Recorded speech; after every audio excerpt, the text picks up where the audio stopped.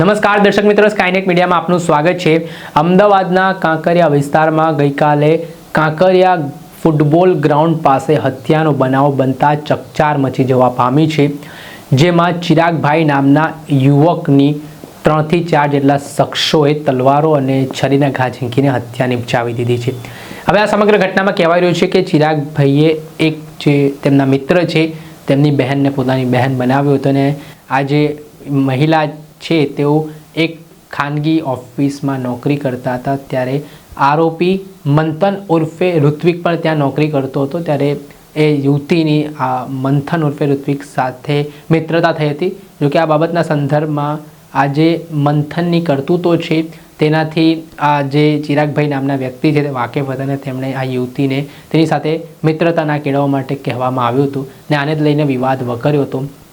ત્યારે આ ઘટનાના સંદર્ભમાં થોડાક સમય પહેલાં વિવાદ બબાલ સુધી પહોંચ્યો હતો।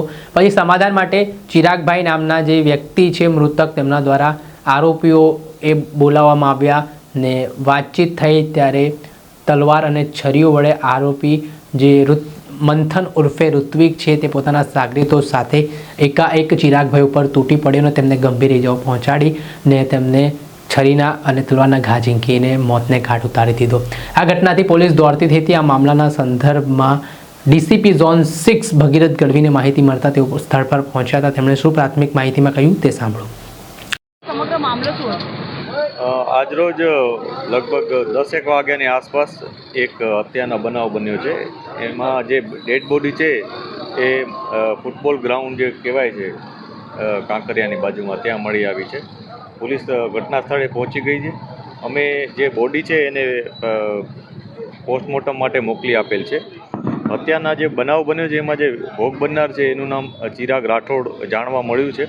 હજી પ્રાઇમરી ડિટેલ્સ અત્યારે પોલીસને આટલી જ મળી છે અને આ ઘટનામાં કેટલા આરોપી હતા, કોણ હતા એની અત્યારે તપાસ ચાલુ છે। આસપાસના જે નજરે જોનાર કોઈ વ્યક્તિ હોય એને અને જે સીસીટીવી ફૂટેજીસ હોય છે એ બધાની અમે તપાસ કરી રહ્યા છીએ। જે પણ હકીકત મળશે એ મુજબ કાર્યવાહી કરવામાં આવશે।